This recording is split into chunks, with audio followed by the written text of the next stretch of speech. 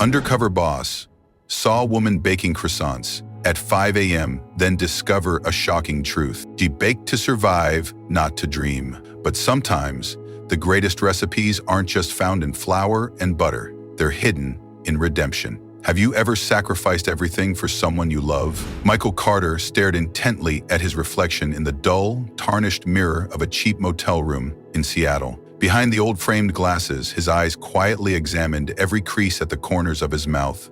Every strand of coarse salt and pepper hair, a rough cotton shirt, faded jeans, and a pair of worn leather shoes. It was the perfect disguise. No one could have recognized that the 50-year-old man about to step out of that cramped little room was the powerful CEO of Golden Harvest Bakery, a corporation with 37 stores across America, and a man burdened by a deep, restless guilt. For the past 2 weeks, he had left behind his expensive suits and familiar Bentley, donning the persona of Eli, a humble trainee sent from corporate headquarters to learn the ropes. Why? The latest quarterly report lying on his desk had robbed Michael of sleep for countless nights. Revenues were down, employee turnover had surged to alarming levels.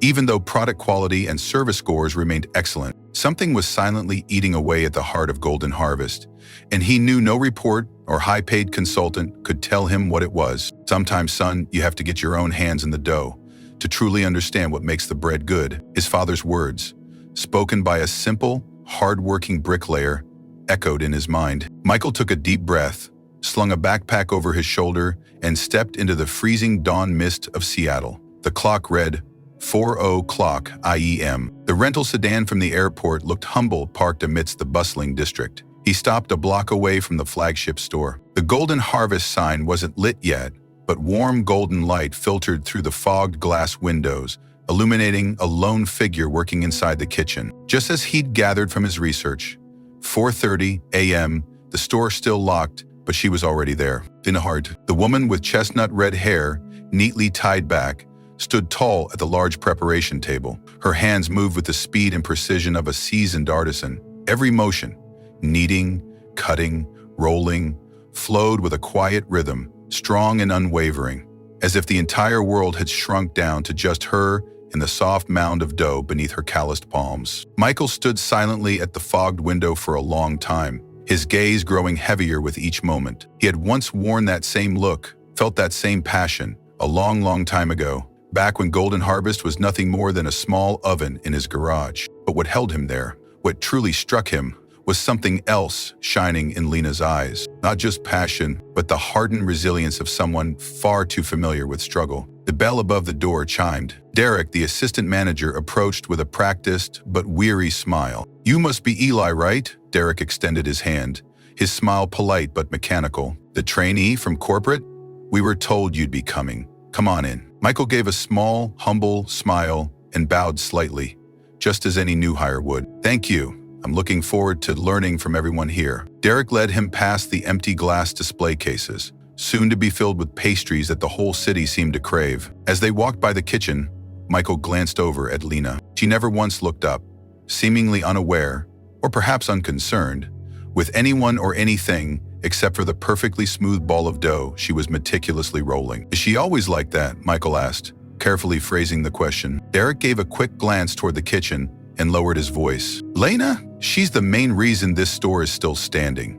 People come here just for her pastries. But it's strange. She never accepts bonuses or promotions. Management offered her the regional supervisor position several times. She turned them down flat every time. Just quietly works her shift and goes home." Derek shrugged. "No one knows. She never hangs out with coworkers after shifts, never accepts holiday bonuses, but she's always the first to volunteer for overtime. It's like she's carrying a burden no one else understands." Michael tightened his grip on the strap of his backpack. A quiet sense of curiosity, tinged with unease, rose in his chest. For a moment, he felt as if he'd been transported back to his early days, right here, where he'd once spent countless sleepless nights trying to invent a recipe that people would remember forever. But Lena's eyes, they held something heavier than unpaid debts and abandoned dreams. "All right, Eli will start his training with bread prep today. Leave the pastry section to Lena," Derek said, patting Michael lightly on the shoulder before walking away, leaving the new trainee standing still, his gaze lingering on that solitary woman, as if he'd just stumbled upon a hidden secret waiting to be uncovered. The morning air in the bakery was thick with the scent of yeast and melting butter, but Michael Carter, now playing the role of Eli, the humble trainee, could only feel an odd chill lingering in the eyes of those behind the counter. Lena Hart remained like a perfectly tuned machine. The rolling pin in her hands moved with surgical precision. Each sheet of dough was rolled to the exact thinness of paper, and each croissant was folded into flawless, identical shapes, without even a millimeter out of place. But that very perfection was what Michael couldn't look away from. She wasn't like any pastry chef he had known. For Lena, her skill wasn't just a trade, it was a survival instinct forged through hardship and quiet endurance. While the other staff nervously checked their watches for break time or tried to dodge heavier tasks,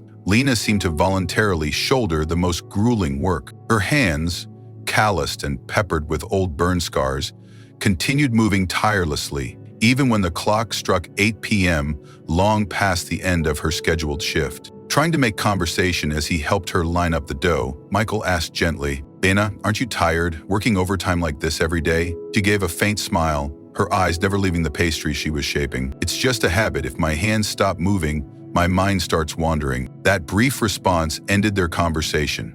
But from that moment on, Michael began paying much closer attention. Why would someone with such extraordinary skill, who single-handedly created the best-selling products of the store, still be earning an average salary, even lower than the position she deserved? During the lunch break, when Lena slipped out for a quick moment, Michael quietly accessed the employee records using an executive-level login no one knew he still had. The name Lena Hart popped up with a line of information that made him freeze. Salary account. Each month, without fail, aside from her meager wages, Lena transferred nearly 70% of her income to a cold and clinical-sounding organization, Hamilton Financial Services. Michael frowned. As someone who had run a corporation for over 2 decades, that name was far from unfamiliar. Hamilton Financial was a so-called legitimate loan company, but their interest rates bordered on predatory. They specialized in targeting financially desperate individuals, clinging to them like a noose waiting to tighten. Michael dug deeper. That debt had started 7 years ago, and despite Lena's regular repayments, it had barely decreased. Interest piled upon interest, turning the debt into an endless pit she seemed unable to climb out of. Why was a baker with that level of talent caught in such a situation? And why had she turned down every promotion and advancement the company had ever offered? Questions swirled like a tangled thread with no visible starting point. Michael suddenly recalled, just recently, the HR department had reported that Lena had refused a pay raise and the position of production team leader. When asked why, the only answer she left behind was a single line: "I don't think I'm meant for the spotlight." Even during last year's end-of-year celebration, when the company offered rewards for outstanding contributions, Lena not only declined the bonus, but quietly requested that her share be donated entirely to the Employee Welfare Fund. Outside the break room, the oven timer rang with a slow, drawn-out chime. Michael closed the computer, his thoughtful gaze drifting toward the kitchen doors. Beneath the dim glow of the overhead lights, Lena quietly returned to her station, resuming her work as if the world beyond that kitchen didn't exist. Michael clenched his fists. A strange feeling stirred in his chest. Was it compassion or something deeper? One thing he knew for certain: Lena's story wasn't just about a debt, and he decided tomorrow he would go further. He would uncover the truth behind Hamilton Financial. Outside, a heavy late winter rain pounded against the glass roof of the hotel, leaving streaks of water trailing down the window pane. Michael Carter sat silently in his room, the dim glow from his laptop screen casting a pale reflection across the face of a man who had already lived through half a lifetime. And just now, he had uncovered something within Golden Harvest's product development records that, shockingly, he himself had never suspected all these years. A familiar name appeared on the screen: Jason Hart, and right below it a line of notes made Michael freeze. Special sourdough formula proposal, rejected. But what took his breath away wasn't the rejection itself, and it was the attached document in that digital file. That was it, the exact recipe that had built Golden Harvest's reputation for nearly a decade: heritage sourdough. Michael remembered it vividly. That product had once been hailed as the game changer for the premium bread market. It had propelled Golden Harvest from a modest brand into the ranks of legacy heritage brands. Revenue skyrocketed. The company's stock tripled. Yet never, not in any speech, not in any internal report, Was the name Jason Hart ever mentioned? Michael dug deeper into the archives. An old email surfaced. The sender, Vincent Harmon, VP of Product Development. Subject, new idea for Heritage bread line. Attached was the exact same Heritage sourdough recipe that Jason had submitted and was rejected. Michael pulled away from the screen, his heart feeling as though it were being squeezed in a vice. In the dim light, a long-forgotten headline flashed through his memory. 8 years ago, the news had covered the tragic death of Jason Hart, a fatal car accident caused by him falling asleep at the wheel. At that time, no one understood why a young, talented man, full of ambition and once the proud owner of a small but beloved bakery, had ended up so broken. Now Michael understood. Jason had poured his heart, soul, and every ounce of hope into that recipe. He brought it to Golden Harvest, believing it could change his fate and save his humble bakery, heart and home. But all he received in return was a cold, formal rejection, and behind his back, a blatant theft. Not long after, the bakery was foreclosed. Jason spiraled into overwhelming debt, forced to take out predatory loans from Hamilton Financial Services, a loan sharp company masquerading as a financial institution. Everything crumbled in a single, harsh winter, and the one left to bear the crushing burden of it all was none other than Lena Hart, Jason's younger sister. For the past 8 years, she had quietly toiled away under the title of an anonymous baker, carrying the weight of her family's unjust debt on her shoulders. Michael closed his eyes, his father's old and unwavering voice echoing in his mind. A man must know when to bow his head and correct his mistakes, but he must also stand tall and fight for justice when others are wronged. Michael clenched his fists. This time, he would make it right, not as the CEO, but as a man reclaiming his honor. It's time to return what rightfully belongs to them. As night fell over Seattle, Michael Carter, dressed in modest clothes, his hands still faintly dusted with flour from the morning's bakery shift, sat quietly in the small office of his hotel suite. On his laptop screen,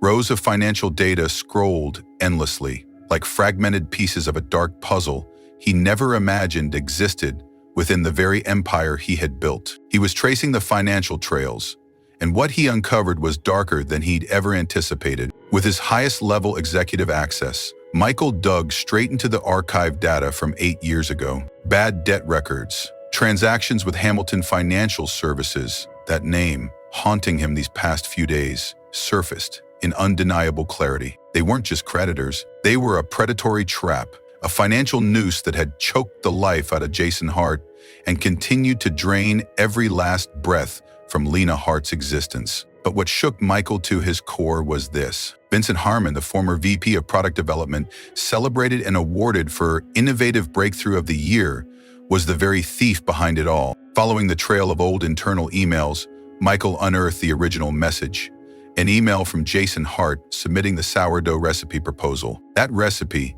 filled with the Hart family's legacy and hope, was now proudly showcased as Golden Harvest's flagship product, Heritage Sourdough. It had generated over $18 million 0 cents in profit in just the last 3 quarters alone. And Lena Hart, she was still toiling away in silence, working 12-hour shifts every day for nothing more than a meager base wage. Michael slammed his fist onto the desk. In that moment, he understood forgiveness was no longer enough.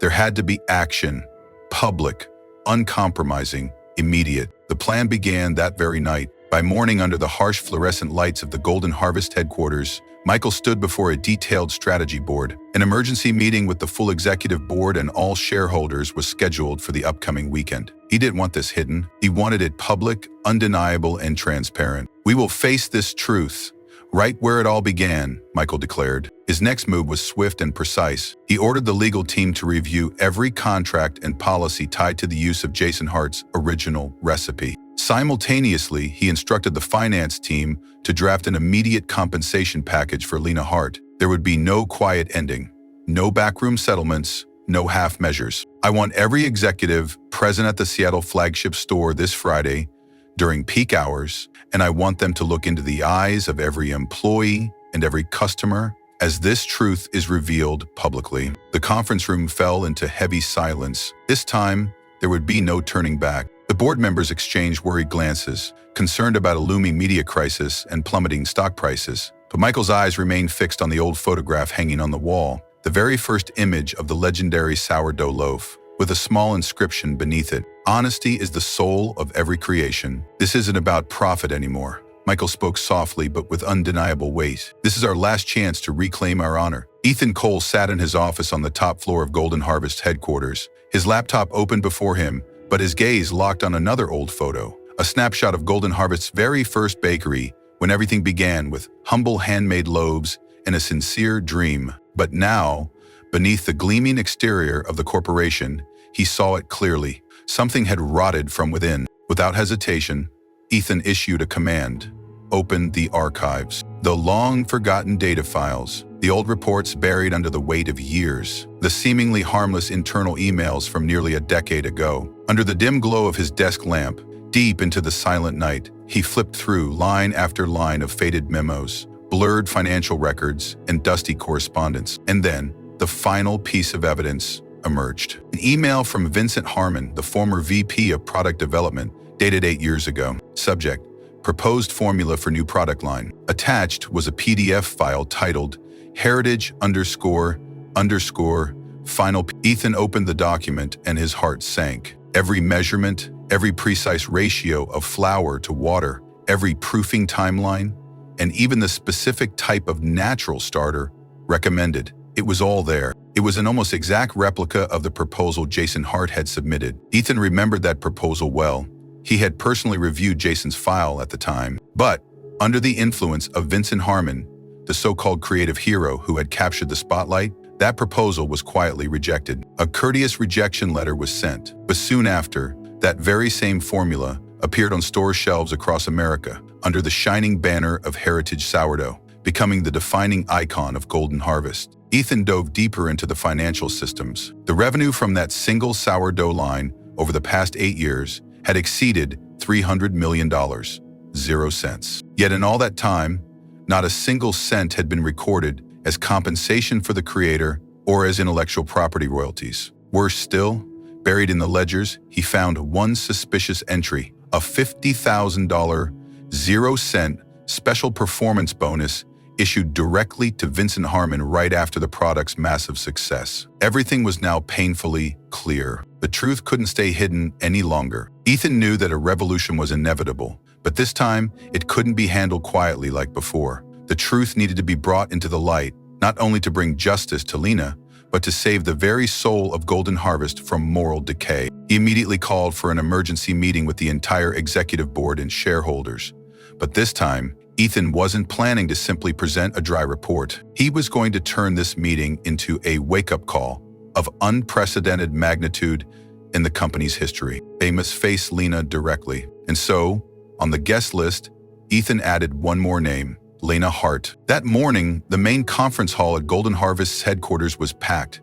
The entire executive board, major shareholders, and legal representatives were all present. The atmosphere was tense, the air heavy like a taut wire. At the head of the room, the large screen stood ready, displaying documents and financial charts waiting to be revealed. Ethan Cole, dressed in a simple black suit, eyes sharp like forged steel, stood up. "Thank you all for being here. Today we are not just here to discuss finances," he began, his voice calm but resonant in the silent hall, "but to talk about honor, about a great mistake this company has made, and an opportunity to correct it." The first image appeared on the screen, a scanned copy of the sourdough recipe proposal by Jason Hart, bearing his trembling, familiar signature. The entire room held its breath. 8 years ago, Jason Hart, a talented baker, submitted this proposal to Golden Harvest. It was rejected. But this recipe, Ethan advanced to the next slide, now displaying the current recipe for Heritage Sourdough, became the foundation of our most successful product over the past years. And the one who took credit, received accolades, and reaped rewards was none other than Vincent Harmon. Murmur rose through the room. Some shareholders exchanged anxious glances. A few began whispering about those massive bonuses, those astronomical profit figures they had once taken pride in. Ethan paused, his gaze sweeping across every face in the room. "We have built our reputation, our profits, on the legacy of a man, while his sister has continued to carry the crushing debt that should never have existed in the first place." At that moment, before the weight of his words could settle, a gentle but powerful voice rose from the back row. Lena Hart stood up. She wore a dark, worn coat, her hands still dusted with flour, not yet washed clean. Her eyes were weary but unwavering. "Ladies and gentlemen, I don't need millions," she said, lifting her head, her eyes locked straight onto the most powerful figures in the company. Her voice was soft but rang clear, like a bell echoing through a grand cathedral. "I only want my brother's name to be acknowledged, to be etched onto every loaf you've called, the legacy of Golden Harvest. I just want no one else to suffer the way I have, working in silence until exhaustion, unseen and unheard." The hall fell utterly silent. Ethan took a deep breath and turned to face Diane Winters, the chairwoman of the board, a woman renowned for her iron resolve. "We can't buy justice with money," Ethan continued, "but we can start with recognition, with gratitude placed where it truly belongs. And if you're worried about the company's image, remember this: there is no better PR campaign than the truth." A long silence followed. Then, like a dam breaking, a few board members slowly nodded their heads. Diane clasped her hands tightly, her eyes gliding over to Lena before resting firmly on Ethan. "And what exactly do you propose, Ethan?" she asked, her voice cold but less defiant than before. "Recognize Jason Hart as the true creator of the heritage sourdough recipe. Put his name on that product line. Establish a scholarship fund in his name to support aspiring young bakers. And Golden Harvest will assume full responsibility for the debt Lena is still burdened with." The room seemed to stop breathing. Diane let out a long sigh. Then she spoke quietly. "I agree, but on one condition." All eyes turned toward her. "Ms. Lena Hart, I hope you'll accept our invitation to become the honorary director of the Heritage product line, to inspire the next generation of bakers." A wave of emotion rippled through the room. Lena stood there, her hands clasped tightly together, tears streaming down, but not from sorrow. At last, after 8 long years, justice had a name. Ethan looked at her and nodded gently. Everything had started to change. From that very moment, the 32nd floor conference room of the Golden Harvest Bakery headquarters had never felt more cramped or suffocating. Beyond the vast glass windows, the golden rays of the Seattle afternoon stretched across the skyline. Yet inside, the atmosphere was chillingly cold. Ethan Cole, his face grave and his eyes sharp as a blade, stood firm before a sea of wary stares from the executive board. Behind him, the massive LED screen displayed numbers, charts, and, most importantly, 2 documents side by side: Jason Hart's original sourdough proposal and the company's heritage sourdough product development files. "You're welcome to review them again." Ethan raised his head high, his voice cutting through the tension. "We all know what happened, and today we're here to decide, are we a company with integrity or just profiteers burying the truth to continue thriving on the pain of others?" Diane Winters pushed her glasses slightly up the bridge of her nose, her cold eyes scanning the screen. "Ethan," she said evenly but firmly, "do you understand the gravity of what you're proposing? Debt forgiveness, millions in compensation, and going public with all of this? Do you realize what that will do to shareholder confidence and stock prices?" A buzz of hushed voices rose through the room, but Ethan remained calm, his eyes locking onto each and every person in the room. "I know it better than anyone. But answer me this. Do you believe our shareholders want to invest in a company that built its profits on injustice and human suffering?" Marcus Reynolds, the CFO, frowned and raised his voice in objection. "We've already paid enough for the mistakes of the past. Vincent Harmon was fired. This case was buried 8 years ago. Digging it up again will only create a scandal. Nothing good will come of it. Not everything can be measured by profit, Marcus." Ethan's voice turned sharp. "Sometimes doing the right thing isn't the easy thing." The room fell silent. At that moment, the conference room door quietly opened. Lena Hart stepped in. The atmosphere grew heavier. The overhead lights blazed brightly, but no one felt warmth. Those powerful, experienced, and calculating faces now showed a rare trace of unease. Marcus Reynolds, the chief financial officer, was the first to break the silence. "Either," he said, propping his elbows on the table, his voice slow but as sharp as a razor. "Do you really believe one sob story justifies spending millions wrecking this quarter's budget? The shareholders will tear us apart at the annual meeting." A series of nods followed in agreement. Diane Winters, chairwoman of the board, adjusted her glasses and spoke with her usual calm authority. "We're talking about more than $3 million, Ethan. You know exactly how that will hit the balance sheet. Not to mention the precedent you're setting. If everyone starts standing up and demanding justice like this, How will we run this company? A colder voice rang out from the far end of the table. And how do you plan to explain this to the press when our competitors tear this story apart to ruin Golden Harvest's reputation? Who's going to take responsibility when the stock price plummets? Ethan?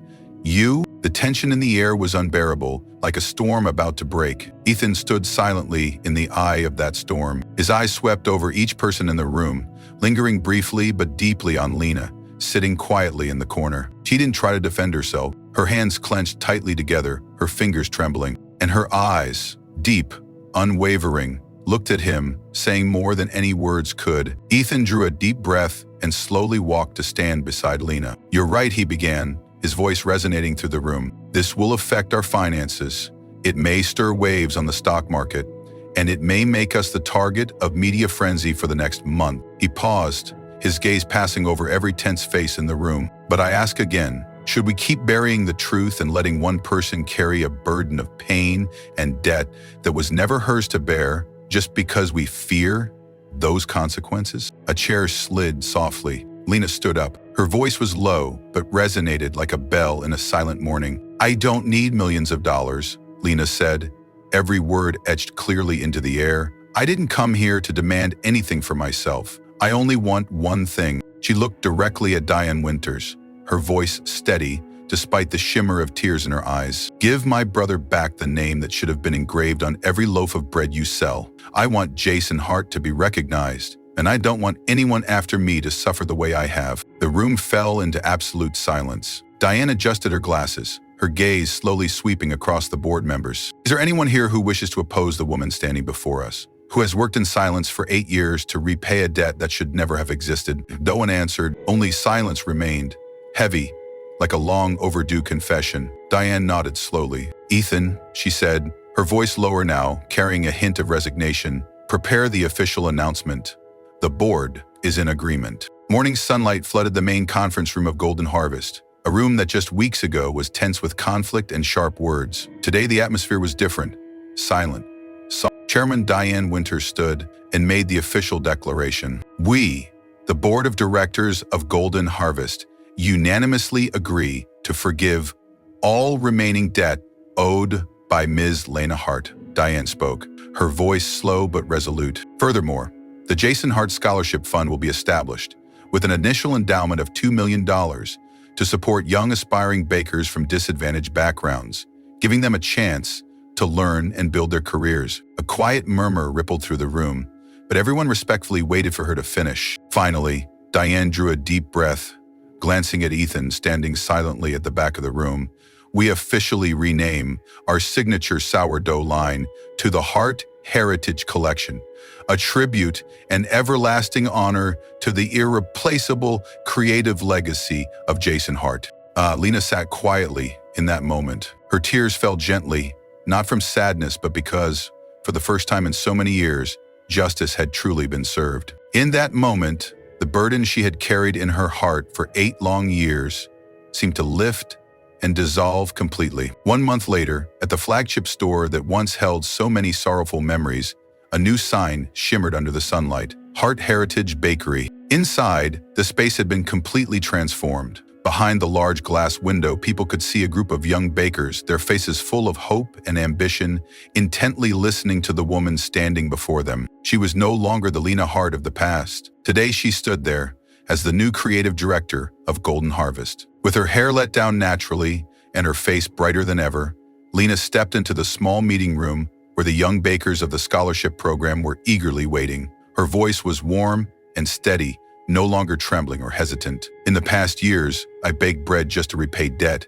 to survive each day." She paused, smiling gently, her eyes sparkling with light. "But today, I stand here to bake out of love for the craft, out of pride, and to show you all that these small hands can create something extraordinary." Applause filled the room, but unlike the times she had reluctantly accepted praise before, this time she received it fully, with open arms. No longer hiding, no longer feeling like someone stuck in the shadows. That late afternoon, for the first time in many years, Lena stopped in front of a small cafe on the corner of the street, a place she had often passed by but never dared to step into. She ordered a cup of coffee and a croissant, not to inspect the quality, not to study the competition, but simply to enjoy it. With her fingers, she gently broke off a piece of the pastry. The crispy, buttery aroma filled the air. Closing her eyes, she allowed the flavor to flood her senses, a simple happiness, so small, yet something she hadn't allowed herself to experience for so many years. Across the street, Ethan stood quietly,